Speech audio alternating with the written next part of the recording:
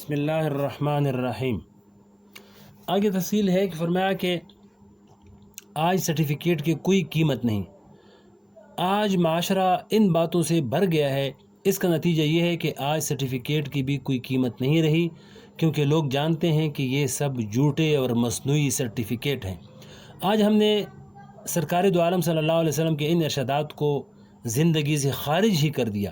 اور صرف نماز، روزے اور تسبیح کا نام دین رکھ دیا ہے، لیکن دنیا کی زندگی میں ہم لوگوں کے ساتھ کس طرح پیش آ رہے ہیں، یعنی دنیا کی زندگی میں ہم لوگوں کے ساتھ کس طرح پیش آ رہے ہیں، اس طرف دھیان ہی نہیں۔ یہ چیز بھی ہمارے آپس کے اختلافات اور جھگڑوں کے اسباب میں سے ایک سبب ہے، اس لیے کہ جب تم ایک آدمی پر بھروسہ اور اعتماد کر رہے ہو کہ یہ شخص تمہیں سچ بات بتائے گا، لیکن وہ شخص تم سے جھوٹ بولے، تو اس جھوٹ کے نتیجے میں اس کے دل میں تمہارے خلاف گھرا پڑ جائے گی کہ میں نے تو اس پر بھروسہ کیا، لیکن اس نے میرے ساتھ جھوٹ بولا، مجھے دھوکہ دیا اور مجھے غلط راستہ دکھایا، لہذا اس کے دل میں تمہارے خلاف دشمنی پیدا ہوگی۔ بہرحال باہمی اختلافات اور نااتفاقی کا ایک بہت بڑا سبب جھوٹ ہے۔ اگر اس جھوٹ کو ختم نہیں کرو گے تو آپس کی ناچاکیاں اور اختلافات کیسے ختم ہوں گے؟ اس لیے اس جھوٹ کو ختم کرو۔ ویسے تو ہر جھوٹ حرام ہے، لیکن خاص طور پر وہ جھوٹ جہاں پر دوسرا شخص تم پر بھروسہ کر رہا ہو، اعتماد کر رہا ہو اور تم اس کے ساتھ جھوٹ بولو، یہ بڑا خطرناک جھوٹ ہے۔ اب ایک سوال ذہنوں میں یہ پیدا ہوتا ہے کہ حضور اقدس صلی اللہ علیہ وسلم نے آپس کے اختلافات اور نااتفاقی کے جو اسباب بیان فرمائے ہیں، اگر ہم آج ان سے پرہیز کرنے کا ارادہ کر لیں اور محنت کر کے اپنے آپ کو اس کا پابند بنا لیں تو انشاءاللہ آئندہ کی زندگی تو درست ہو جائے گی۔ لیکن گزشتہ زمانہ میں اب تک ہم سے حضور پاک علیہ السلام کی ان تعلیمات کی خلاف ورزی ہوئی، مثلا کسی کی غیبت کر لی، کسی کو برا کہا، کسی کو دکھ پہنچایا، کسی کو تکلیف پہنچائی، کسی کی دل آزاری کی، اور ان خلاف ورزیوں کے نتیجے میں اور حقوق العباد کو ضائع کرنے کے نتیجے میں ہمارا نامہ اعمال، ہمارا نامہ سیاہ ہو گیا ہے۔ اس کا کیا حل ہے؟ اگر ہم اپنی پچھلی زندگی کی طرف نظر دوڑائیں تو یہ نظر آئے گا کہ سالوں سال میں نے نہ جانے کتنے انسانوں سے رابطہ ہوا، کتنے انسانوں سے تعلقات ہوئے، ہم نے کسی کی کتنی حق تلفی کی، اس کا ہمارے پاس نہ کوئی حساب ہے، نہ پیمانہ ہے، اور نہ ان سے معافی مانگنے کی کوئی صورت ہے۔ لہذا اگر ہم آج سے اپنی اصلاح شروع کر بھی دیں تو پچھلے معاملات کا اور پچھلی زندگی کا کیا بنے گا، اور پچھلا حساب و کتاب صاف کرنے کا کیا راستہ ہے؟ یہ بڑا اہم سوال ہے، اور ہم سب کو اس کی فکر کرنے کی ضرورت ہے۔ لیکن نبی کریم صلی اللہ علیہ وسلم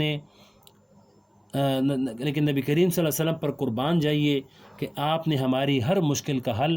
اپنے اسوہ حسنہ میں تجویز فرما دیا۔ جو آدمی اپنی پچھلی زندگی کی اصلاح کرنا چاہتا ہو اور اس کو خیال ہو کہ میں نے بہت سے اللہ کے بندوں کے حقوق ضائع کر دیے ہیں، تو اس کا راستہ بھی نبی کریم صلی اللہ علیہ وسلم نے بتایا اور خود اس پر اس طرح عمل کر کے دکھایا کہ ایک دن آپ نے مسجد نبوی میں کھڑے ہو کر عام صحابہ کے مجمع کے سامنے فرمایا کہ میری ذات سے کبھی کسی انسان کو کوئی تکلیف پہنچی ہو یا کبھی مجھ سے کوئی زیادتی ہوئی ہو تو میں آج اپنے آپ کو اس کے سامنے پیش کرتا ہوں، اگر وہ اس زیادتی کا بدلہ لینا چاہتا ہے تو میں بدلہ دینے کو تیار ہوں، اور اگر وہ مجھ سے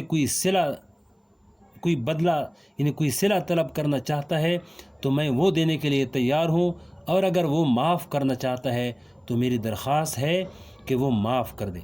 یہ اعلان اس ذات نے فرمایا جن کے بارے میں قرآن کریم نے فرما دیا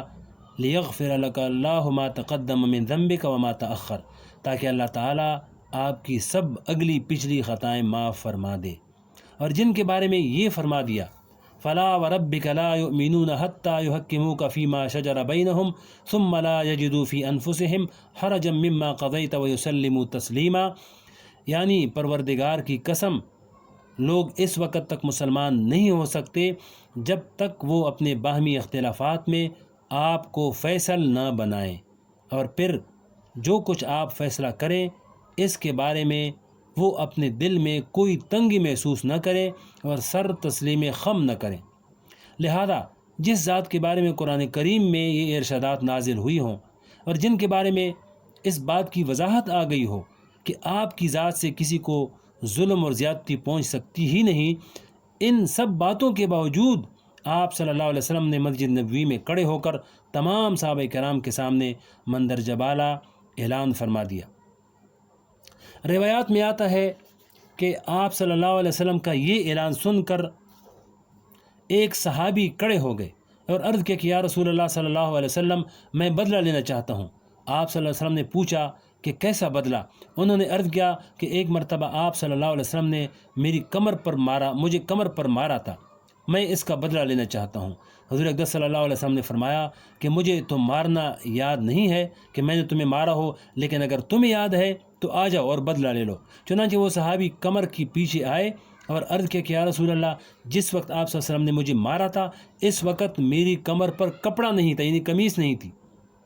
بلکہ میری کمر ننگی تھی۔ سرکار دو عالم صلی اللہ علیہ وسلم نے اپنی چادر کمر سے ہٹا دی تو مہر نبوت نظر آنے لگی۔ وہ صحابی آگے بڑھے اور مہر نبوت کو بوسہ دیا اور عرض کیا کہ یا رسول اللہ صلی اللہ علیہ وسلم، میں نے مہر نبوت کو بوسہ دینے کے لیے یہ ہیلا اختیار کیا تھا۔ بہرحال حضور اقدس صلی اللہ علیہ وسلم نے اپنے آپ کو پیش کر دیا کہ جو بدلہ لینا چاہے تو میں اس کو بدلہ دینے کو تیار ہوں۔ اس عمل کے ذریعے حضور اقدس صلی اللہ علیہ وسلم نے امت کو سکھا دیا کہ جب میں یہ عمل کر رہا ہوں تو تم بھی اگر اپنی پچھلی زندگی کے داغ دھونا چاہتے ہو تو اپنے ملنے جلنے والوں، اپنے عزیز و اقارب، اپنے دوست و احباب سے یہی پیشکش کرو کہ نہ جانے پچھلی زندگی میں مجھ سے آپ کی کیا حق تلفی ہوئی ہو، آج میں اس کا بدلہ دینے کو تیار ہوں، اور اگر آپ معاف کر دیں تو آپ کی مہربانی۔ آگے تھوڑی سی تفصیل اور ہے کہ حضرت تانوی رحمۃ اللہ علیہ کا معافی مانگنا، اس کو اگلے ویڈیو میں